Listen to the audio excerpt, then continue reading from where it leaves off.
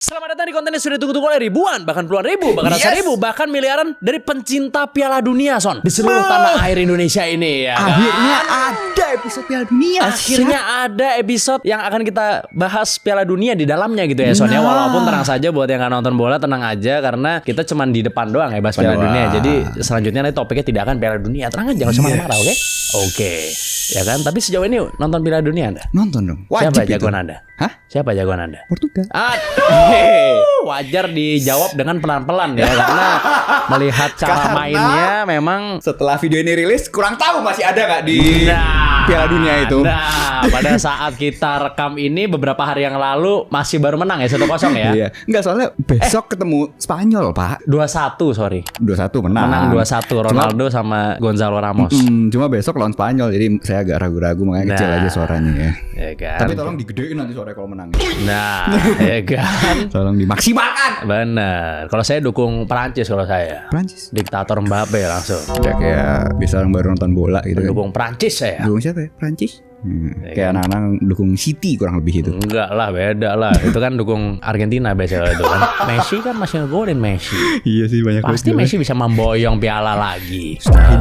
Ya kan? Mustahil. Tidak mungkin. Tidak Ada mungkin. diktator Mbappe yang akan menghentikan LM10. Oke? Siap, Dewan. Tolong nanti diedit kalau Mbappe ngegolin. Ngapain?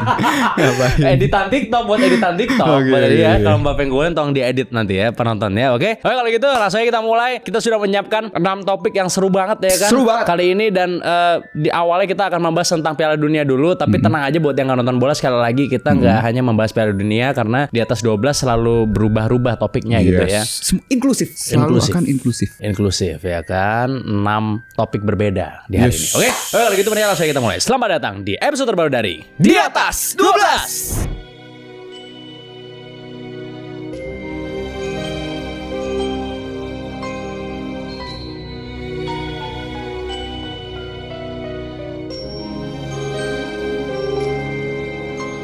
Lo tahu nggak konspirasi tergila tentang World Cup, Son? Gue ada konspirasi tentang opening seremoninya Piala Dunia kemarin, yang ternyata itu banyak memakai simbol-simbol satanik. Aduh. Yang pertama tuh ada penyanyi pop asal Meksiko yang bernama Belinda. Dia ini nunjukin gestur Illuminati ke kamera dan dengan terang-terangan banget gitu. Seakan-akan kayak lagi ngeledek penonton gitu ya. Terus pas yang ada bendera-bendera di tengah lapangan tuh pas opening, itu juga bentuknya mirip sama simbol Illuminati. Kalau dilihat dari atas, Son. Oke. Terus pas akhirnya joget-joget nih, Son, kan di dekatnya tuh ada tangga yang atasnya ada Piala World Cup tuh. Itu tangganya persis banget sama piramid, sumpah, Son. Dan lu tau lah betapa eratnya piramid ya kan dengan simbol-simbol satanik. Terus habis itu, Son, ada Labubu juga, Son, lagi joget-joget di seremoninya. Lu lihat gak? Iya, ada. Padahal boneka Labubu kan sering dijuluki boneka iblis kan sebenarnya kan. Iya bener, niru Pazuzu ya. Benar. Nah, sekarang yang terakhir nih, konspirasi yang paling ultimate ini, yaitu tentang final dari Piala Dunia tahun 1998 antara Brazil dan Prancis. Di mana di match tersebut, Ronaldo yang super jago, bahkan saking jagonya pada saat itu dia menang FIFA Player of the Year 2 tahun berturut-turut, Son, sebelum World Cup digelar. Ronaldo botak nih ya. Benar, which is di tahun 96 dan 97. Tapi tiba-tiba nih, Son, di final tuh dia bener-bener jelek banget mainnya. Ronaldo sebenarnya udah diinterview soal ini di channel FIFA Plus sama Gary Lineker tuh ditanya-tanyanya. Di mana dia menjelaskan kalau beberapa hari sebelum final, dia ini makan bareng sama teman-teman timnya. Terus habis itu dia mutusin buat tidur sore yang singkat gitulah, kayak power nap mungkin ya. Awalnya nih, dia kira dia bener-bener berhasil tidur, Son. Tapi ternyata setelah dia bangun 10 menit kemudian, dia dikelilingi oleh dokter. Terus ada Roberto Carlos juga di situ.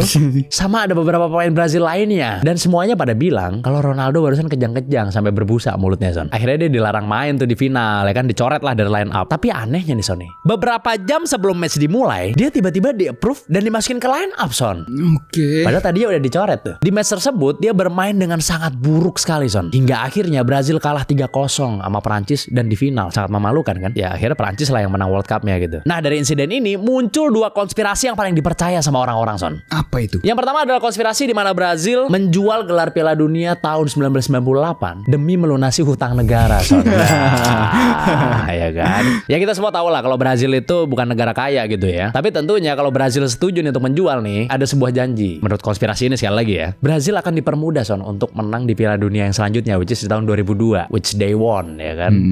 Terus habis itu ada konspirasi kedua, di mana Nike saat itu kan baru menandatangani kontrak yang besar banget kan, Son, bernilai ratusan ratusan juta dolar sama timnas Brazil tuh. Sehingga para eksekutif Nike nggak mau dong kalau pemain terbaiknya Brazil tuh nggak main di final gitu. Akhirnya mereka neken pelatih Brazil yang pada saat itu bernama Mario Zagallo buat mainin Ronaldo Nazario, son. Jadi pemain terbaik yang luar biasa, hebat sekali, 2 tahun berturut-turut menang FIFA Player of the Year, tiba-tiba main jelek di final. Tiba-tiba jelek ya.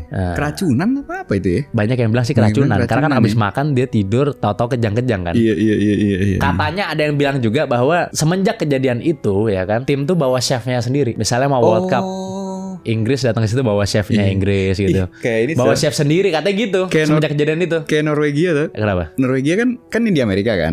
Terus kayak katanya mereka nggak yakin sama makanan-makanan di Amerika gitu. Habis itu diimpor ke Amerika makan-makan orang Norwegia. Oh gitu, diimpor bukan dimasak di situ ya. Bahan baku diimpor semua, Pak.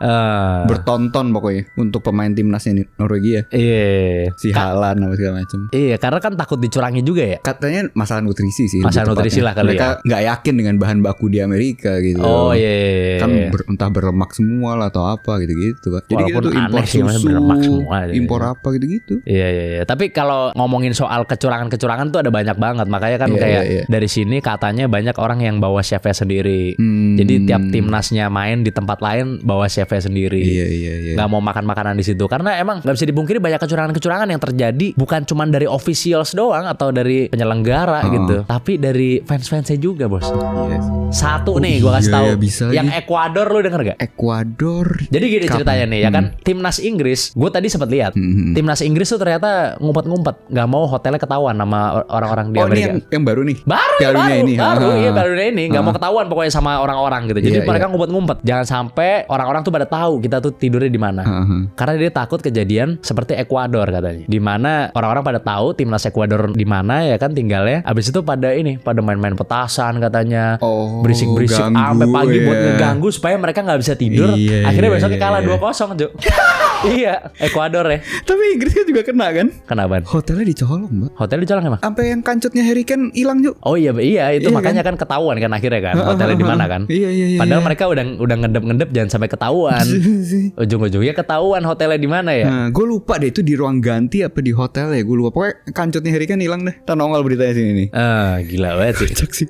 Iya. Iya makanya itu kan karena adanya kecurangan baik dari fans juga ya kan, dari officials juga, pokoknya mereka gila sih. mengerahkan segala tenaga segala cara lah ya. Iya kan, supaya negara saya yang menang. Oh iya, sama Inggris kan juga kena depan hotelnya kan dibom. Emang ya? Iya. Timnas Inggris depan hotel dibom. Oh iya. Dibom sama siapa terus gitu? Gua nggak tahu sama siapa. Ntar nongol lagi beritanya. Ada bangunan kali lagi mau dirobohin mungkin. Pakai dinamit itu yang. Oke Pak, udah siap semua ya. All clear. Dar, begar. Mungkin itu maksudnya sound konstruksi. Konspirasinya banyak sih. Terakhir kan yang Simpson kan. Cuma pas gue cek itu yang konspirasi dari Simpson kan yang dia ngeramalin kalau itu Portugal sama Meksiko kan finalisnya kan. Dan Portugal menang. Gak mungkin banget Portugal Meksiko. Tapi kan secara grup benar. Dan bukan karena Meksiko, karena Portugal juga. Gak mungkin lah. Finalnya jadi Portugal Meksiko ya kan. Habis itu dibilang Portugal menang. Ya kan? Tapi pas gue cek kan ternyata di episode Simpsonnya yang beneran itu nggak ada ngomong Portugal menang. Nggak ada ya, bullshit ya. Makanya kita nggak bawain di sini kan. Makanya kita nggak bawain. Sebenarnya ada banyak banget kan konspirasinya kan. Kayak contohnya ini yang tentang Illuminati sama satanik ya kan. Katanya kan yang ngegolin pertama kan timnas Meksiko tuh, dari timnas Meksiko kan. Iya. Pertandingan pertamanya World Cup katanya yang ngegolin timnas Meksiko. Terus selebrasinya gini katanya. Oh, gue gak lihat. Selebrasinya gini. Gue cari di YouTube kagak ada video selebrasi begini. Ngasal banget. Gini katanya. Ini kan logo Illuminati kan kayak gini kan. Iya kayak gitu. Gue cari mana nggak ada. Gue cari highlightnya semua nggak ada. Sama yang Simpson tadi juga itu. Dia ngomong lagi kan pas ada subtitle-nya gitu kan. Kayak pokoknya kalau Portugal kalah gue bakal ini bunuh lah gitu kan. Kagak ada. Gue cari juga. Siapa yang ngomong? Oh, Simpson. Homer Simpson. Oh, Homer Simpson. Kagak ada. Banyak banget konspirasi bodongnya ya. Makanya kita pilih konspirasinya untuk ditaruh di sini ya, biar kita filter konspirasi. Tidak semua konspirasi yang bodong-bodong kita masukin juga ya. Kita tetap pilih juga di sini. Kita pilih. Benar. Karena kita bikin video bukan hanya untuk yapping aja ya. Kalau begitu nggak mungkin nyampe 1 juta dong. Wah, thank you so much.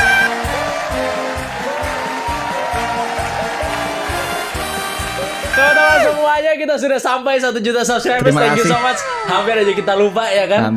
Ini adalah syuting pertama setelah kita mencapai 1 juta subscribers. Thank you buat para penonton semuanya ya atas dukungannya gitu ya. Tetap penonton ya. Yes.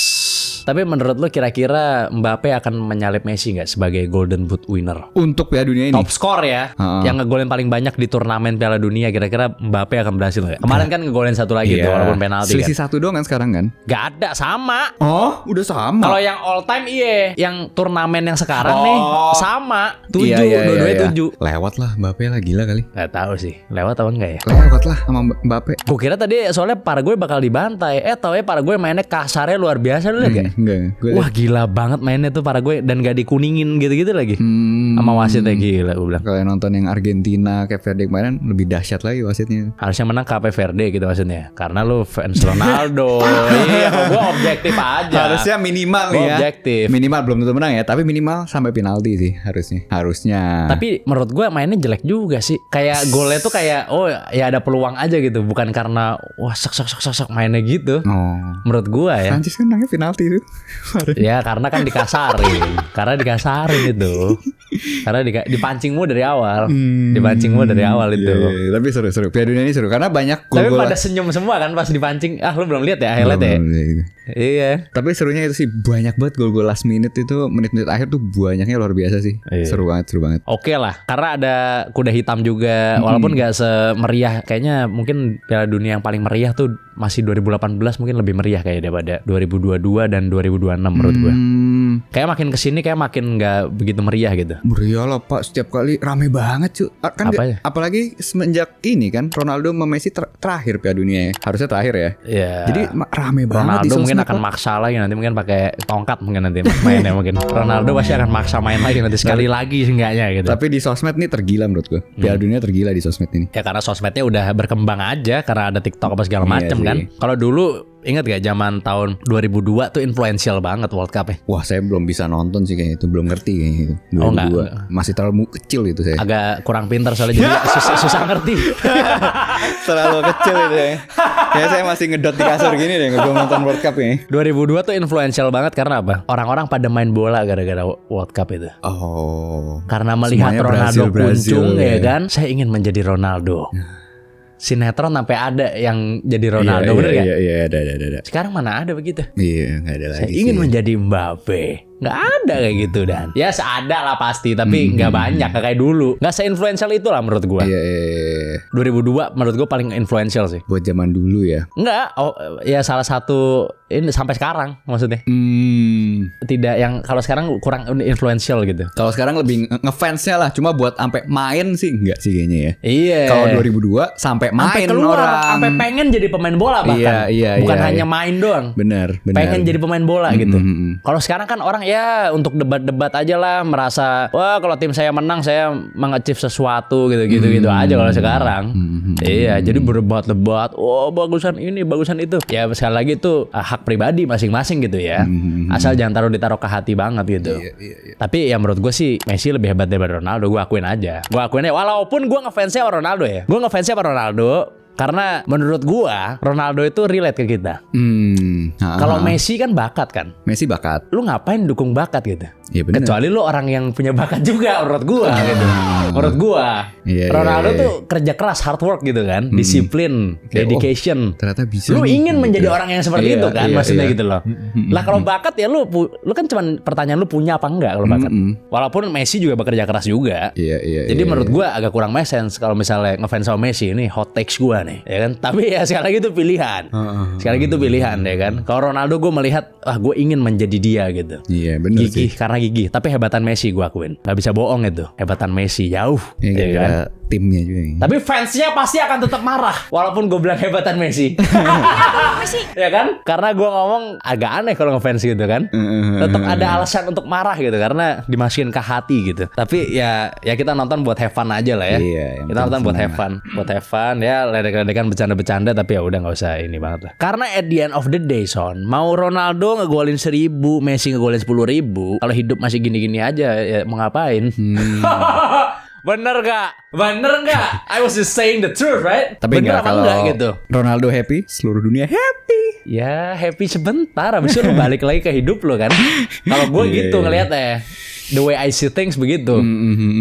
Tapi jangan salah, gue dulu ngefans banget sama Chelsea. Jadi gue dulu ada di fase dimana gue misalnya pulang sekolah atau apa itu, gue sekolah dari pagi sampai sore. Gue pulang sekolah, gue sampai buka forum debat bola, bos. Hampir tiap hari berjam-jam gue ngedebat orang buat ngedefense Chelsea. Buat ngedefense Chelsea. Lo bayangin ya kan. Tapi makin dewasa ya pikir gue nggak dapat apa-apa juga. Ya udah tonton, it's just a sports statement. Orangnya bagus semuanya, ya udah gitu aja. Balik lagi ke hidup lo kan. Nah itu. Cuma mungkin hiburan lu udah beda sih. Mungkin lu hiburannya sekarang yang hura-hura. Jadi bola sudah tidak ke stimulasi lagi gitu. Lebih ke hula-hula. Jadi berhubung bola dengan stimulasi hula-hula gini. Bukan hura-hura, lebih ke hula-hula. Enggak, tapi kan maksudnya masih banyak orang yang terstimulasi kan nonton bola kan. Enggak, gue terstimulasi juga nonton bola. Gue senang juga nonton bola. Tapi gue sadar aja gitu bahwa mau tim favorit lo menang 1 juta kali, hidup lo gak berubah apa-apa gitu loh. Itu gue sadar gitu. Dulu men waktu Chelsea kesini, dari Chelsea turun airport sampai Chelsea minggat dari Indonesia, itu gue selalu ngejer ke hotelnya, ke GBK, gue nungguin di depan, gue kemana, gue sampai nyari orang GBK siapa yang bisa membuat saya bisa nonton latihannya. Soalnya waktu itu kan Jose Mourinho nggak mau ditonton latihannya. Iya. Nggak mau ditonton latihannya waktu itu. Jadi gue sampai nyari, wah siapa orang GBK yang bisa saya. Ternyata ya kan? Masuk gue. Masuk bos. Gue baru naik nggak ada berapa detik, sama pas pampres dimarahin gue. Jauh pas pampres. Dijagain pas pampres latihannya. Gila ya. Ingat banget gue. Jadi ini coming from die hard fans juga gitu. Gitu. Oke. Semua sudah terlukai bolak-balik ya. Jadi sudah terlalu sakit hati. Sudah sadar bahwa mau dia menang Champions League 10 kali, kalau gue besok gak bisa makan, ya gak bisa makan aja bos. Udah lah gitu loh. Kalau gue gitu. Tapi sekali lagi itu adalah pilihan ya. Maksudnya ngefans itu boleh, tapi kalau saran dari saya jangan berlebihan. Karena saya masih ngefans sama Chelsea juga, walaupun hati saya sudah dihancurkan oleh Bluko ya, orang Amerika yang beli Chelsea itu. Oke. Ya sudah dihancurkan hati saya, tapi saya masih nonton. Oke. Oke, selanjutnya chat. Tadi kita udah ngomongin orang yang dipuja-puja. Sekarang gue bakal ngomongin orang yang dihujat-hujat. Waduh, siapa itu Son? Lo tahu gak sih ada orang yang nyelamatin banyak orang tapi malah dihujat ya? Wah, tidak tahu terima kasih yang diselamatin ini. Lo bayangin, dia berhasil menyelamatkan 3.000 orang, tapi sampai akhir hayatnya dia dicemooh. Jadi gini ceritanya. Di sebuah desa kecil di Jepang bernama Desa Fudai, ada seorang sosok legendaris yang menjabat sebagai kepala desa di sana. Orang ini bernama Kotoku Wamura. Nah, si Wamura ini punya trauma yang sangat besar terhadap tsunami. Karena sepanjang sejarahnya, Desa Fudai ini pernah 2 kali dihantam oleh tsunami, di tahun 1896 dan 1933, yang menewaskan sekitar ratusan orang dan menghancurkan puluhan rumah di desa tersebut. Dan si Wamura ini menyaksikan sendiri ya penderitaan warganya saat tsunami di tahun 1933. Jadi ketika dia terpilih sebagai kepala desa pada tahun 1947, di usia dia yang sangat muda ya, sekitar 30-an, dia bersumpah kalau hal seperti ini tidak boleh terjadi lagi selama dia memimpin. Akhirnya sampai di tahun 1960-an dan 1970-an, di mana ekonomi Jepang saat itu sedang bagus-bagusnya, dan pemerintah itu mulai mendanai proyek-proyek infrastruktur. Sehingga Wamura ini melihatnya sebagai kesempatan untuk melindungi desanya. Dia mengajukan proyek yang luar biasa ambisius dan dinilai gila pada masanya. Yang pertama adalah tembok laut Fudai. Agak gila sih emang, kalau dengar-dengar tembok emang agak gila.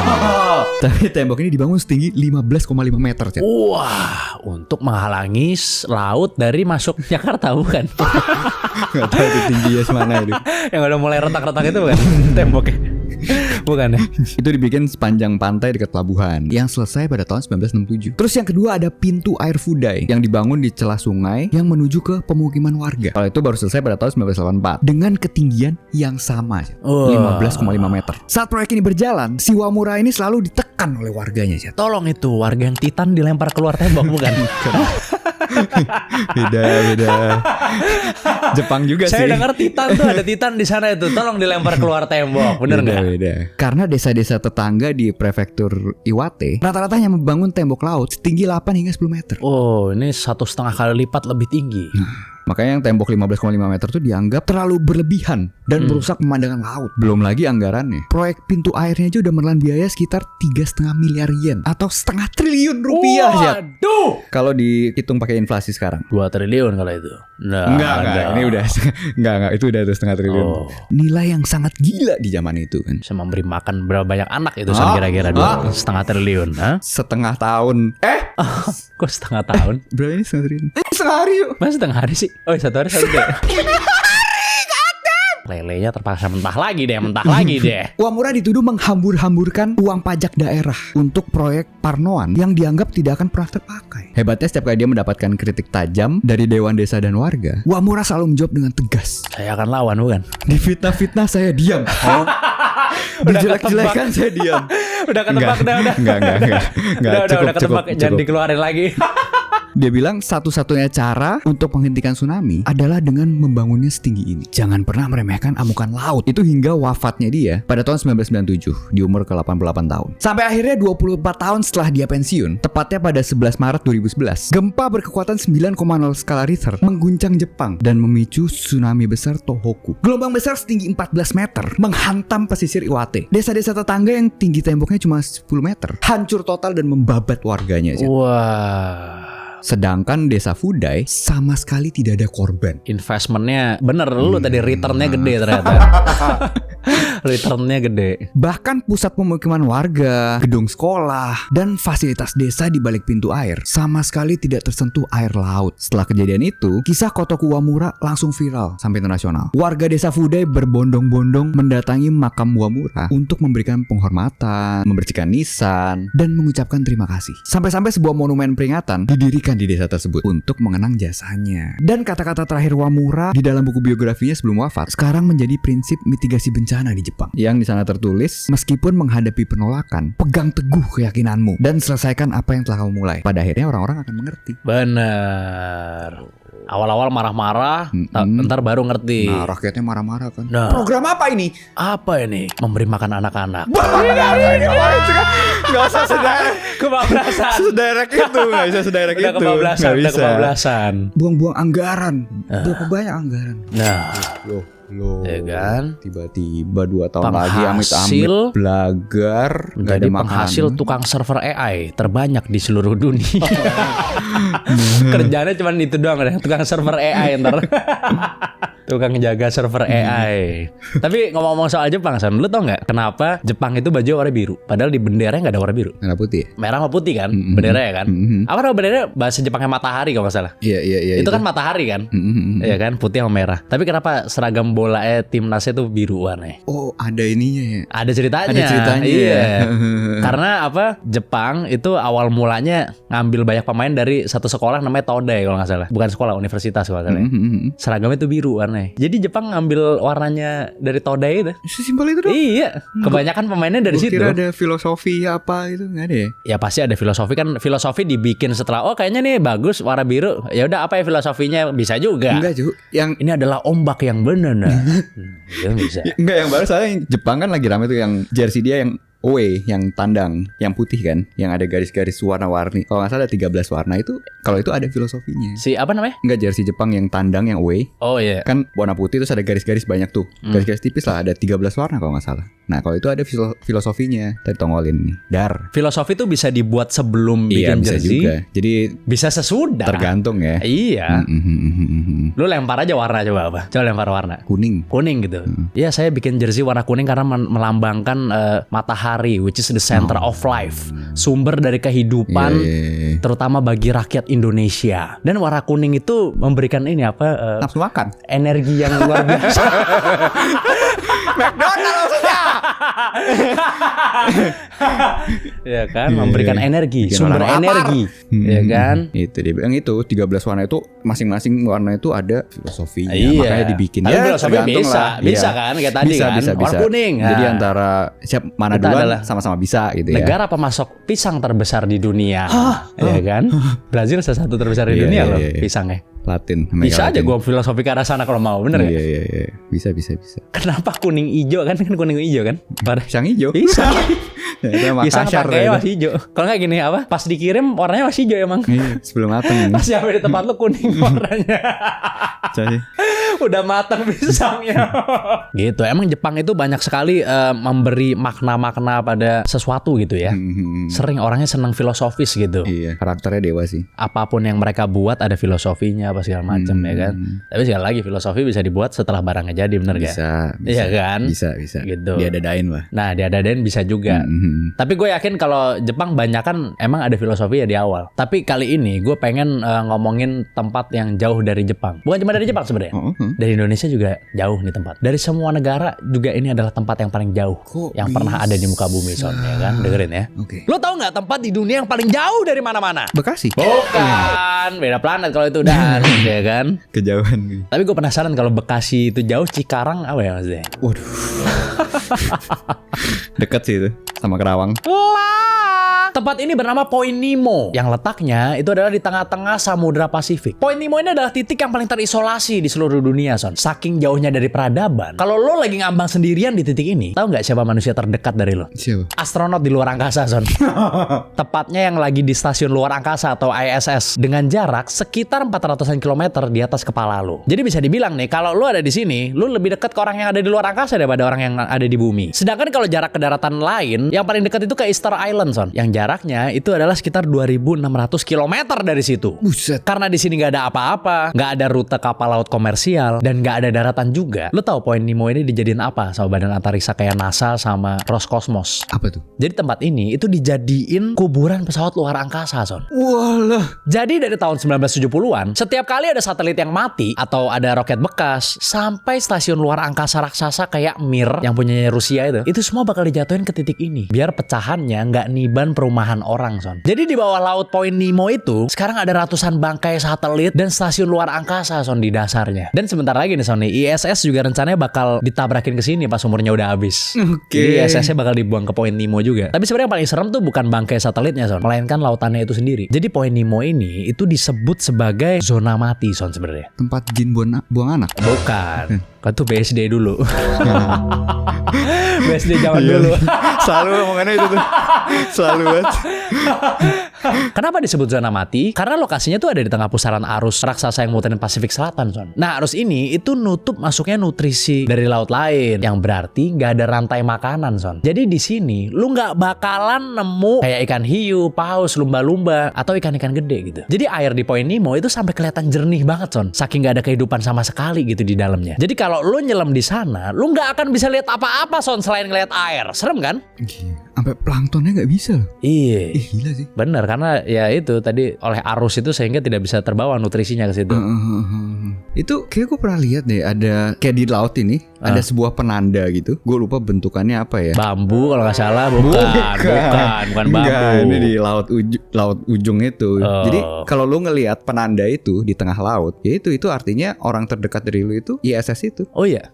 Ada penandanya, Pak, di tengah laut. Ada. Oh. Jadi kalau orang ngelihat itu di laut, udah selesai. Nasibnya berarti udah selesai itu. Oh iya. Misalnya tiba-tiba lu hilang di laut terus tiba-tiba lu ngeliat itu. Lu bangun udah. ngeliat, iya. Udah. Gak akan ada yang nyelamatin lu. Gak ada, Pak. Orang paling dekat ISS. Ibaratnya kalau kapal lewat pun juga manggilnya gimana ya? Bukan jalur komersil Kan masih juga jauh. pasti. Iya, kan masih jauh juga. Iya. Ngeri banget sih. Gitu ya, ada penandanya ya. Ada penandanya. Kalau gua Ngapung kok di tengah laut, ngapung. Oh, gue pernah lihat yang warna putih merah kalau salah ya, yang gitu-gitu ya. Enggak, bukan itu yang biasa deh kayaknya. Oh, itu yang biasa. Itu Gua lupa.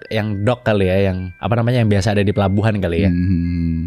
Gue kira tadi itu apa, penanda laut. Ini bukan penanda yang- lahan tapi di laut. Bukan Yang itu. pagar bambu bukan ya? Bukan, kan udah ada sertifikatnya, ngapain lagi? Oh iya benar. Ngapain lagi kira-kira? Hah? Kan ada.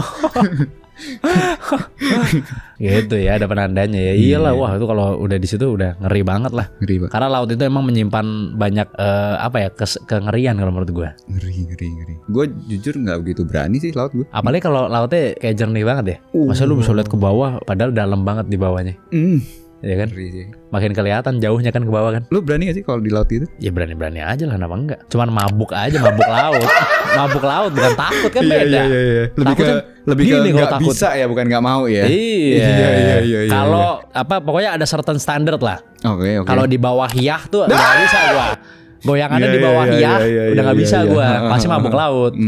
Iya, kalau gua begitu kalau gua. Iya, tergantung gede kapalnya berarti ya. Bener. Minimal speedboat lah kalau gua.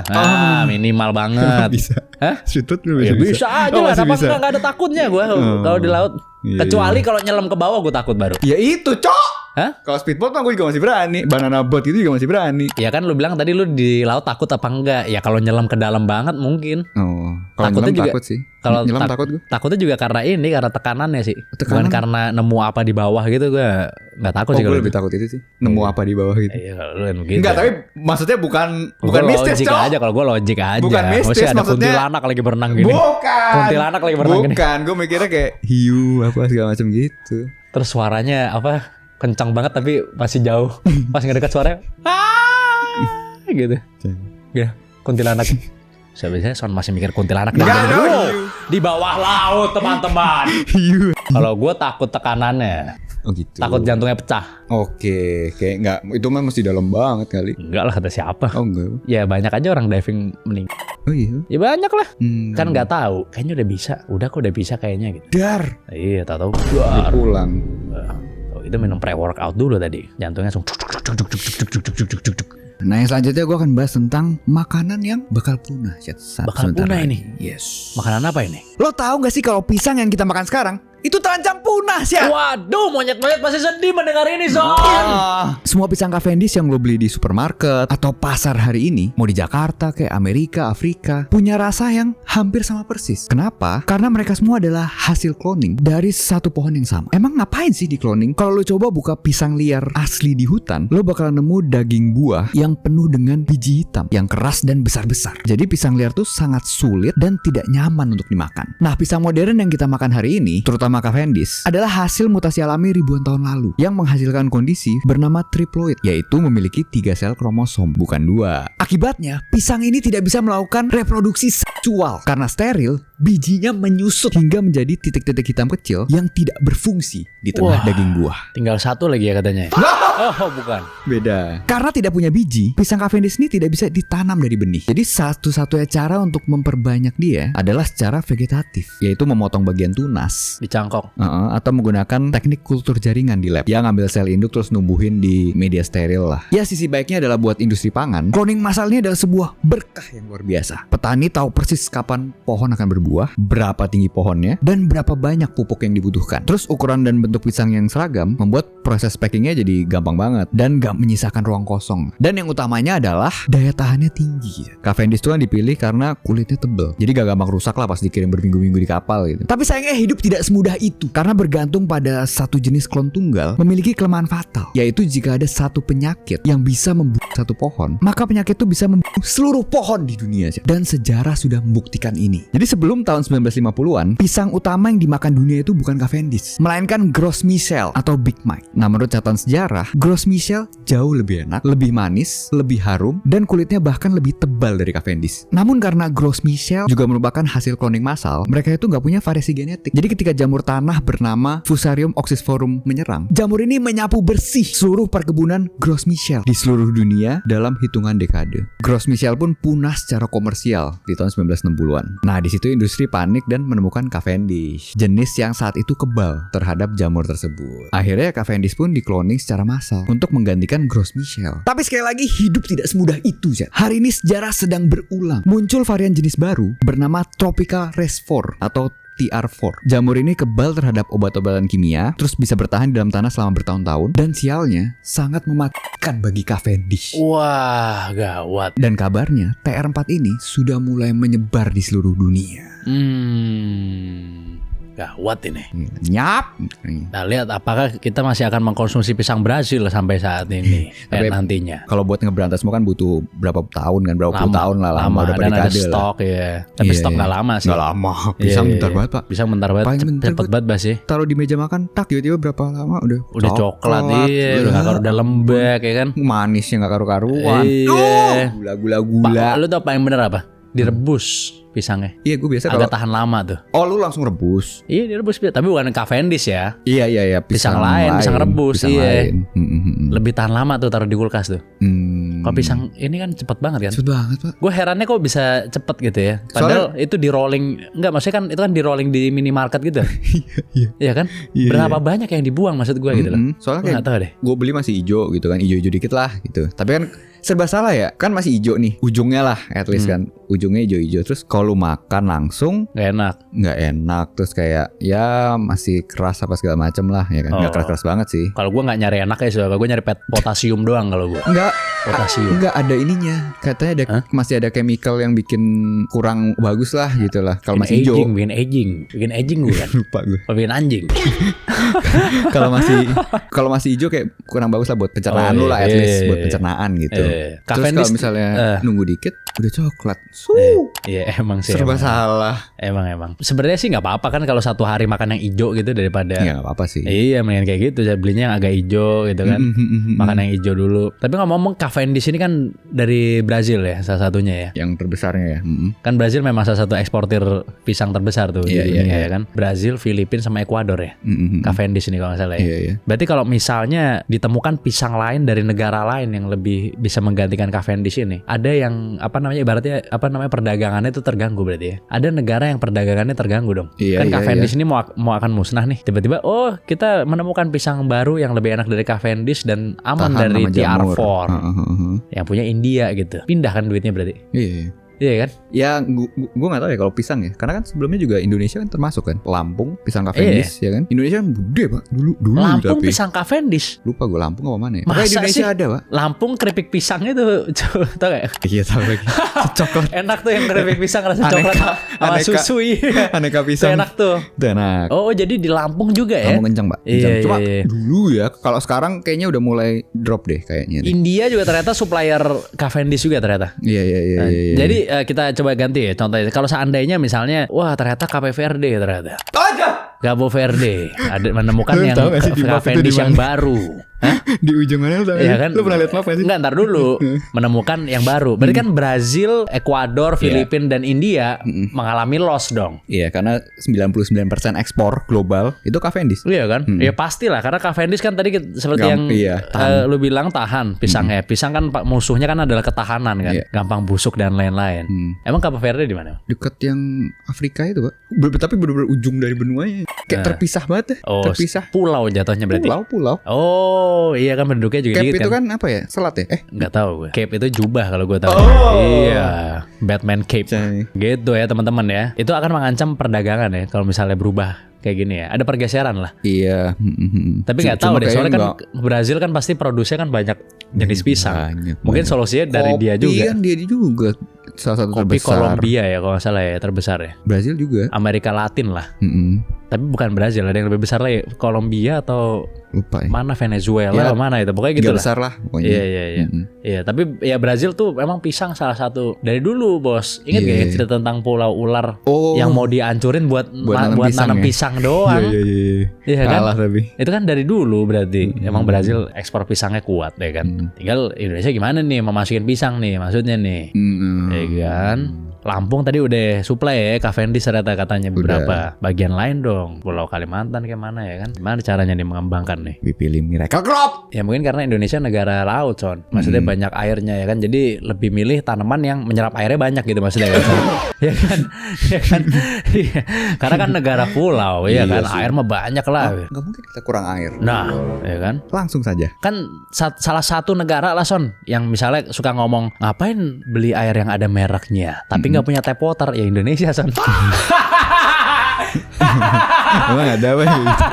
Kan dulu banyak. Dulu banyak orang yang ngomong ngapain kok beli air dibotolin, ngapain beli air dibotolin. Oh iya zaman dulu ya. Tapi nggak punya tap water ngomong kayak gitu. Kalau negara maju ngomong kayak gitu punya tap water dia. Ngapain lu beli ini kan bisa dari keran, airnya bersih. Lah kalau di sini? Iya. Mesti ngebor berapa dalam. Salah satu negara itu yang begitu. Tidak punya tap water tapi memaki orang yang membeli air bermerek zaman dulu ya kan. Sekarang sampai bule-bule banyak kecelek kan. Tiba-tiba ke Bali serasak minum air keran. Campur air laut. Tidak sodium through the roof ya kan. Nah ngomong soal laut misalnya gue ada sebuah pembahasan yang gila banget nih menurut gue ya kan. Kali ini tentang sebuah planet yang isinya air semua. Waduh. Lo tau nggak ada planet yang isinya laut doang, Son? Di mana sih? Jadi gini, Son, bumi yang sering disebut sebagai planet air ternyata nggak ada apa-apanya dibanding planet-planet yang ingin saya sampaikan berikut ini. Karena planet-planet ini diduga isinya full samudra semua, Son, dari ujung sampai ujung. Planet ini sebenarnya mengingatkan gua sama salah satu planet yang ada di Interstellar, Son, yang bernama planet Miller kalau lo ingat ya kan. Yang pas turun di situ terus isinya air semua, tau nggak? Iya. Jadi planet ini bernama TOI 270D. Isinya solar nih pasti. Bilangnya D soalnya. Diesel. Biasanya mobil gitu kalau BMW gitu 320i, 320D. Lebih mirip isinya diesel. Kode nuklir Jepang nih ini. Nah, kalau enggak apa yang baru D60 apa nih? Yang mau dikeluarin Pertamina baru, solar baru. 50. D50. Iya, 60 deh seinget gue. B50, B beta. Oh, B50 ya. B50. Kalau di bumi nih, titik terdalam laut itu kan Palung Mariana, Son, yang dalamnya sekitar 11 km. Lu tau nggak kalau di planet yang dijuluki planet samudra ini, itu kedalaman lautnya berapa? Berapa? Jadi kedalaman laut di sini itu bisa mencapai 215 sampai 410 km, Son. Kilometer. Iya kan? Dalam banget gak tuh? Kalau lu nyelam di sana, lu nggak akan pernah nemuin dasar laut. Udah pasti bener-bener cuma air doang dah tuh. Saking dalamnya laut di sini, semakin lu nyelam ke dalam, semakin gila tekanan airnya. Jadi saking tingginya tekanan di dasar lautnya, sampai-sampai molekul air di bagian bawahnya tuh bakal terkompresi dengan sangat padat hingga menjadi es, Son. Tapi es di sini tuh bukan es dingin yang kayak di kulkas gitu, melainkan es berstruktur kristal yang bernama Ice 7. Jadi ibaratnya kayak laut, ya kan? Laut es gitu loh. Jadi bukan laut pasir gitu, bukan.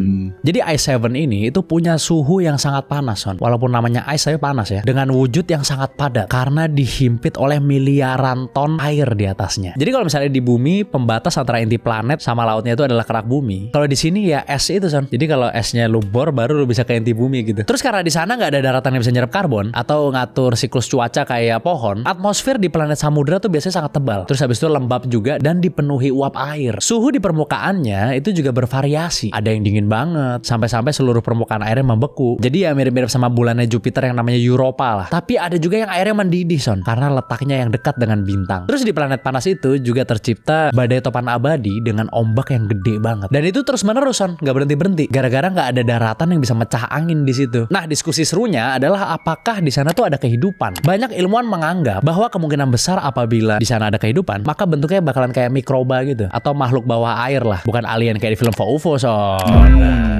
Iya, tapi mungkin planetnya belum berkembang aja kali ya. Kayak dulu kan bumi kan juga full samudra semua kan, full laut semua kan dulu, dulu banget tapi iya kan. Tapi kalau ini kan bener-bener lautnya 215 sampai 400 km ke dalam loh. Anggapannya Bumi paling dalam 11 loh. jadi anggapannya mungkin masih bisa berubah lagi, tapi masih jauh lama banget. Iya, dan Ya kan? kita semua udah tidak ada dan tidak perlu care ya. Iya, karena sudah kiamat juga. Udah Kita kiamat duluan nggak sih perlu itu. care. Bener. Kayaknya itu apa namanya, Richard Sambera akan senang di pulau itu. Anjing, Richard Sambera udah lama banget. Ada perenang Indonesia yang jago banget. Olimpiade. Gue lupa lagi siapa namanya. Michael Phelps. Oh, Michael Phelps. Kalau orang luar Iya, ya, Michael iya. Phelps pasti akan sangat senang berada di sini, Son. Waduh, capek juga sih nggak ada Iya daratannya kan? sih. Oke, yang selanjutnya, Syed. Kali ini sudah banyak membahas laut gitu, sekarang negaranya deh. Oke. Lo tahu nggak sih ada negara yang bikin kota palsu demi nipu musuhnya? Waduh, yang nggak dilanjutin itu pembangunannya, Son, ya, kotanya. Bener nggak ini? Bukan untungnya. Ini adalah strategi putus asa dari negara Prancis. Karena saking takutnya, mereka sampai ngebangun 2 ibu kota. Syed. Waduh. Akhirnya yang satunya nggak dilanjutin proyeknya, bener nggak? Tunggu sampai Nggak akhir. dilanjutin. Dengerin sampai akhir aja. Ini maksudnya dibikin sama persis ya. Jadi kopian plek ketipleknya Paris. Soalnya kalau dibikin sama Persib, orang Bandung yang bikin, bukan Prancis. Jadi dibikin sama Persis. Kalau sama persis gimana ya? Persis Solo. Persisnya persis Solo. Soalnya yang tapi. bikin.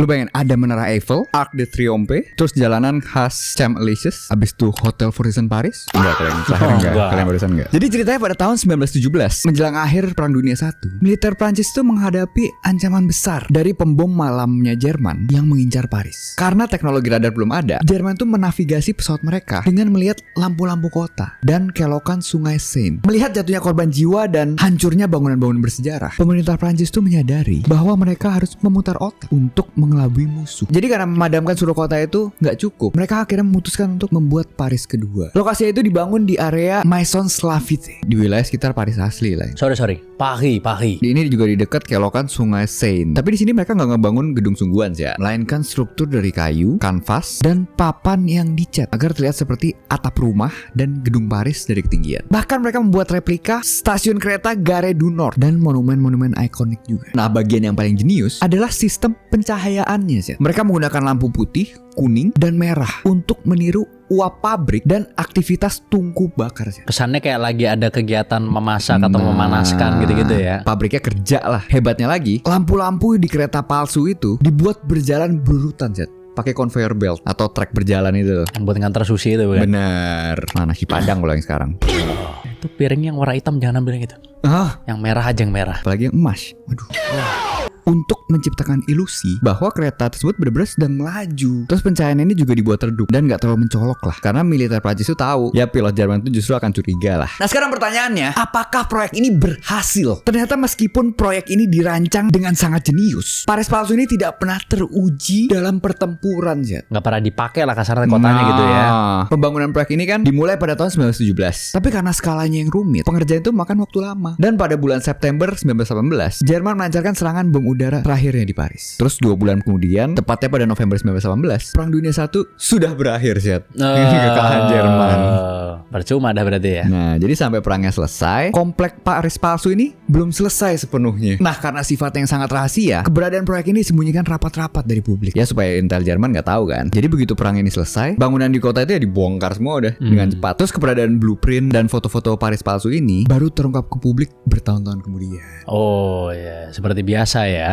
Benar. Akhirnya proyek tidak jalan lagi tuh ya. Mangkrak. Jadi ya, terlalu lama soalnya ngerjainnya kan. Terlalu lama. Selesai. Benar. Keburu selesai perangnya. Hanya meninggalkan debu aja berarti. Debu-debu proyek aja jadinya. Benar. Dan harga tanah yang naik sehingga susah dijual gitu kan akhirnya. NJOP sudah naik, kok masih tidak ada kehidupan di sana? Tidak. Ada sudah bagus itu. Jalanan udah batu-batuan semua kan khasnya. Benar. Oke deh kalau gitu mendingan sekarang kita langsung aja masuk ke baca komen. Let's go. Oke, ini ada komen pertama dari @Erika Carla Firdausi. Syat kok tambah kurus GWS ya. Syat jangan capek-capek katanya. Loh. Kan saya memang sedang menurunkan berat badan gitu ya teman-teman. Bukan semakin berumur semakin banyak pikiran gitu. Semakin berumur semakin gemuk di mana-mana orang-orang, bro. Saya semakin muda berarti tandanya. Saya semakin muda justru tandanya. Karena saya lagi mau menurunkan body fat percentage tapi sudah sampai di titik yang saya mau gitu ya teman-teman ya. Thank you tapi udah care tadi Erika ya. Tapi saya udah masuk ke fase maintenance sekarang dan sebentar lagi saya akan naik lagi berat badannya. Oke, jadi jangan kaget nanti kalau beda lagi ya. Tapi terima kasih Erika atas perhatiannya. Saya kebetulan emang lagi kurang perhatian. Terima kasih. Kata karena itu semakin kurus. Tidak ada yang perhatiin. Bukannya justru kalau punya malah makin kurus. Karena pusing. Komen selanjutnya dari @Prahaditya katanya sound makin konslet katanya. Ini dia semakin itu dari dulu ya bukan makin ya. Dari dulu makin konslet. Semakin jam terbang semakin tinggi ya semakin banyak ini kan. Makin banyak nggak taunya gitu. Ini makin banyak nggak taunya gitu teman-teman. Oke, nah kalau gitu terima kasih banyak buat kalian semua udah nonton. Langsung aja komen di bawah karena itu ada respect for. Yes, jangan selalu komen, like, dan subscribe video kita. Jangan lupa juga jadi member dan Discord link di deskripsi semua. Sampai jumpa di episode selanjutnya dari Di Atas 12.